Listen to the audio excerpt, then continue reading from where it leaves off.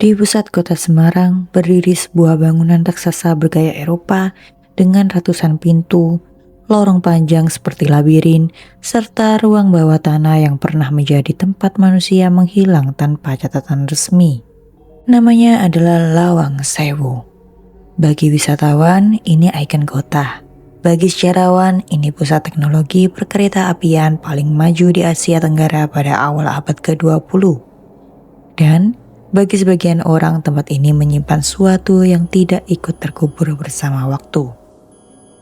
Video ini akan membawa kita menyelusuri bagaimana Lawang Sewu dibangun, rahasia teknologi di dalamnya, tragedi yang terjadi di balik dindingnya, dan misteri yang hingga hari ini belum pernah benar-benar menemukan jawaban yang pasti. Lawang Sewu mulai dibangun pada tahun 1904 oleh perusahaan kereta api swasta Belanda bernama Nederlands Indisch Spoorweg Maatschappij. Bangunan ini dirancang oleh dua arsitek terkenal dari Belanda bernama Jacob F. Glinhammer dan B.J. Gwendak, lalu selesai secara bertahap hingga tahun 1919. Tujuan awalnya sangat jelas, yaitu menjadi kantor pusat pengelolaan jalur kereta api di Pulau Jawa yang saat itu merupakan tulang punggung ekonomi kolonial. Julukan 1000 pintu sebenarnya lahir dari kesan visual. Jumlah pintunya memang hanya sekitar 300-an, tetapi jendela-jendela tinggi yang menyerupai pintu membuat bangunan ini terlihat seperti tidak pernah habis jika dihitung. Yang jarang diketahui, Lawang Sewu dibangun dengan teknologi yang jauh melampaui zamannya. Dindingnya sangat tebal, dipadukan dengan sistem ventilasi silang yang membuat udara terus bergerak. Tanpa pendingin buatan, suhu di dalam gedung bisa terasa 5 hingga 8 derajat lebih dingin dibandingkan suhu di luar. Di bagian tangga utama terdapat kaca patri besar yang diimpor langsung dari Belanda, dibuat oleh studio kaca ternama bernama J.H. Schouten.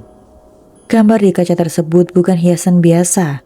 Di sana tergambar Dewi Fortuna sebagai simbol kemakmuran, kota Semarang, dan kereta api sebagai lambang kekuatan industri. Fondasinya dirancang tahan banjir dan relatif stabil terhadap gempa, menggunakan batu kali dan sistem drainase bawah tanah yang rumit. Bahkan terdapat tangga spiral ganda yang memungkinkan orang naik dan turun tanpa saling berpapasan. Sesuatu yang sangat jarang digunakan pada masa itu.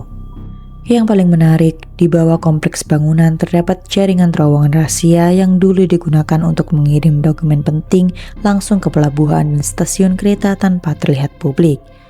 Banyak bagian terowongan ini kini telah ditutup dan tidak bisa diakses dengan bebas. Awalnya, ruang bawah tanah Lawang Sewu hanya digunakan sebagai sistem pengatur air, ruang pompa, dan jalur pembuangan untuk mencegah banjir. Namun, semua berubah ketika Jepang menduduki Indonesia pada tahun 1942. Gedung ini diambil alih dan diubah menjadi pusat logistik, markas militer, sekaligus tempat penahanan. Ruang bawah tanah disekat menjadi sel-sel kecil. Beberapa di antaranya dibuat sangat rendah sehingga tahanan hanya bisa jongkok berjam-jam di dalam air setinggi lutut. Ada pula ruangan berdiri dengan lebar sekitar setengah meter, tanpa cukup ruang untuk duduk atau bergerak dan hampir tanpa ventilasi. Menurut kesaksian warga sekitar dan arsip Palang Merah Belanda, ratusan orang ditahan di sini, banyak di antaranya tidak pernah tercatat keluar. Dokumen resmi Jepang mengenai jumlah korban tidak pernah ditemukan hingga sekarang. Tempat yang awalnya dirancang untuk mengatur air, berubah menjadi ruang yang mengatur hidup dan mati manusia. Setelah Jepang menyerah, Indonesia memproklamasikan kemerdekaan, namun keadaan tidak langsung damai. Pada Oktober 1945, terjadi pertempuran besar yang dikenal sebagai Pertempuran 5 Hari di Semarang. Lawang Sewu menjadi salah satu titik terpenting karena posisinya strategis dan bangunannya tinggi. Gedung ini dijadikan menara pengawas, gudang senjata, sekaligus benteng pertahanan. Penembak jitu ditempatkan di menara dan baku tembak terjadi di dalam hingga ke jalan raya di depannya. Saat proses restorasi besar-besaran pada tahun 2010, beberapa lubang peluru masih ditemukan di dinding bagian dalam. Di sekitar kompleks, puluhan jenazah pejuang dikuburkan secara darurat, sebagian tanpa identitas. Sejak saat itu, Lawang Sewu tidak hanya dikenal sebagai kantor tua, tetapi saksi bisu perang dan kehilangan. Memasuki tahun 1970-an hingga 1990-an, gedung ini sempat lama tidak terawat dan jarang digunakan. Lorong-lorong menjadi gelap, cat mengelupas, dan sebagian ruang dibiarkan tertutup. Di masa inilah cerita-cerita aneh mulai bermunculan. Petugas kebersihan mengaku mendengar suara mesin tik di ruangan arsip lama, padahal semua peralatan telah dipindahkan. Satpam melaporkan bau anyir muncul tiba-tiba di ruang bawah tanah lalu menghilang tanpa sumber. Ada pula yang melihat lampu menyala sendiri di gedung yang seharusnya kosong. Catatan internal PT Kereta Api Indonesia pada akhir tahun 1990-an menyebutkan beberapa pegawai mengundurkan diri setelah mengalami gangguan tidur, kecemasan ekstrim, dan halusinasi setelah bertugas malam di sana. Cerita yang paling terkenal adalah penampakan seorang perempuan bergaun putih bergaya Eropa di dekat tangga kaca patri. Banyak saksi mengatakan sosok itu berdiri diam, lalu menghilang ketika didekati. Ada pula laporan tentang tentara Jepang tanpa kepala yang terlihat berjalan di lorong bawah tanah. Beberapa pengunjung mengaku melihat anak kecil di ruang arsip lama dan sosok tinggi gelap di gedung sayap yang jarang dibuka. Para ahli mencoba menjelaskan fenomena ini secara ilmiah.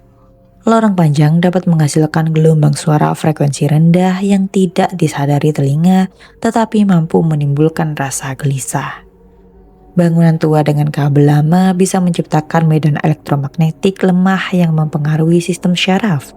Jamur mikroskopis di ruangan lembab juga diketahui dapat memicu halusinasi ringan jika terhirup dalam waktu yang lama.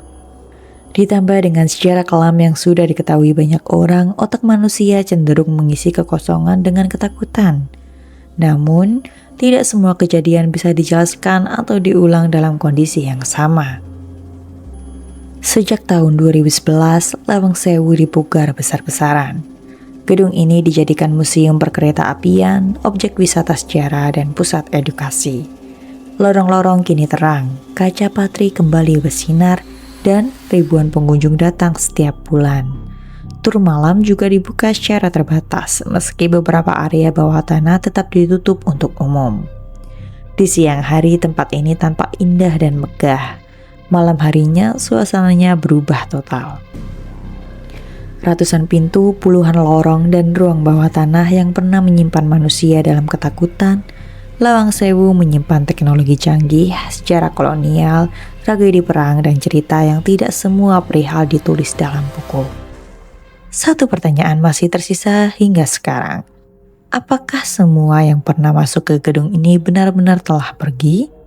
Atau ada sebagian yang masih tinggal menunggu di balik pintu-pintu yang tidak pernah benar-benar tertutup sempurna?